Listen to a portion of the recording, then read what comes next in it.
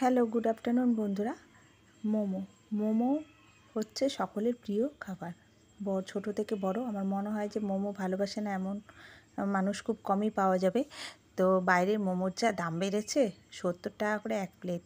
তো কেননা আমরা বাড়িতে এত সহজভাবে চিকেন গন্ধরাজ মোমোটা বানিয়ে নিই। তো চলো আজকে তোমাদের সাথে সেই রেসিপিটা একটু শেয়ার করি। এখানে একটা গোটা পেঁয়াজ নিয়েছি আর রসুন নিয়েছি 9 কোয়ার মতো, একটুখানি আদা, একটা গন্ধরাজ লেবু আর চিকেন নিয়েছি আর একটুখানি বাঁধাকপি। দেখো এবার যতটা পারো ততটা ছোট করে পেঁয়াজ রসুনগুলো ছোট করে কেটে নেবে আর আদাটা গ্রেট করে নেবে।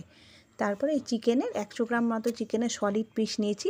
চিকেনটা মিক্সিতে ভালো মতো পেস্ট করে নিয়েছি। দেখো এই যে বাটির মধ্যে ঢেলে নিলাম আমি। তারপরে এর মধ্যে এক এক করে সবগুলো আমি দিয়ে দেবো সব কিছু।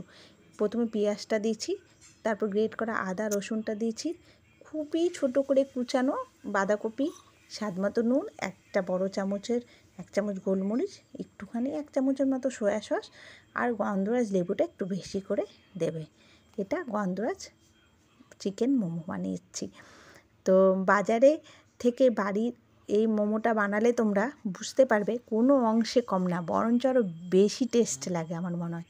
সাথে একটু সাদা তেল দিও 2 চামচ মতো, নিয়ে সবগুলো আমি একসাথে ভালো মতো সব মিশিয়ে নেব মাংসের সাথে, মাংসের কিমার সাথে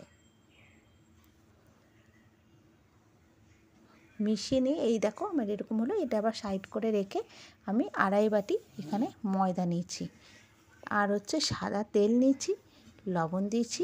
আগে নুনের সাথে সাদা তেল দিয়ে ময়দাটা ভালো মতো মিশিয়ে নেব। যখন দেখবে হাতে এরকম মুঠ হচ্ছে তখন ভাববে আমার তেলের সাথে ময়দাটা মেশানো হয়ে গেছে। এবার আমি অল্প অল্প করে জল দিয়ে ময়দাটা ভালো মতো মেখে নিয়ে একটা ডো তৈরি করে নেব। এই দেখো আমার ডোটাও রেডি হয়ে গেছে। এবার আমার তাহলে পুরটা ডো সব রেডি। এবার আমি বেলনার মধ্যে একটুখানি ময়দা নিয়েছি, নিয়ে ভালো করে গোল শেপের একটা বড় করে রুটির মতো বেলে নেব।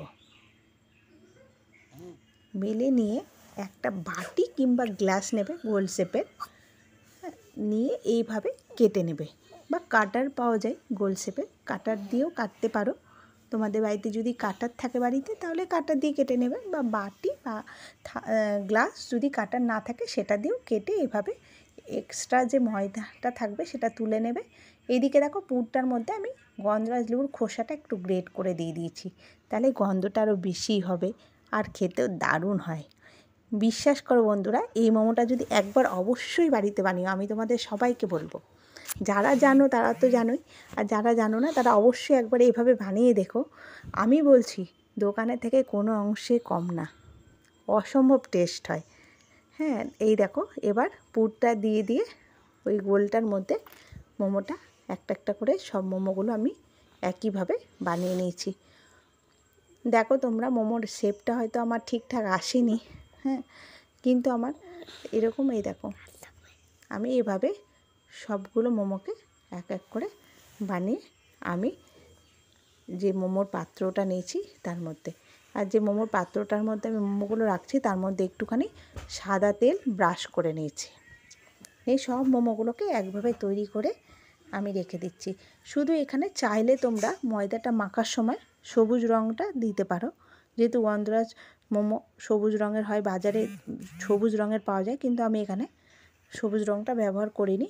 এবার মোমোগুলোকে সব পাত্রের মধ্যে নিয়ে উপর থেকে একটু সাদা তেল ব্রাশ করে দিয়েছি, আর একটা কড়াইয়ের মধ্যে গরম হতে দিয়েছিলাম জলটা ফুটেও গেছে। এই দেখো পাত্রটা বসে একবারে মুখ চাপা একটা ঢাকনা দিয়ে দিয়েছি, যাতে কোনোভাবে স্টিমটা বাইরে না বেরোতে পারে।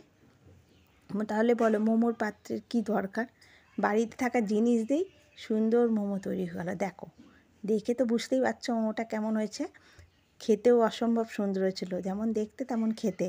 তো তোমাদের কেমন লাগলো অবশ্যই জানিও। আর তোমরা চাইলে কিন্তু সবুজ রঙটা দিতে পারো ময়দার মধ্যে, তাহলে সবুজ সবুজ গন্ধরাজ মোমো বাজারের মতো একেবারে হয়ে যাবে। আর আমি চাটনি রেসিপিগুলো পরে দেখাবো। আর ভালো লাগলে আমার রান্নাটাকে লাইক কমেন্ট শেয়ার করো, আমার চ্যানেলকে অবশ্যই বন্ধুরা সাবস্ক্রাইব করো, তোমরা পাশে থেকো আর আমার পেজটাকে ফলো করে দিও। তো কেমন লাগলো কমেন্ট করে অবশ্যই জানিও কিন্তু। আজ তবে আসি, টাটা।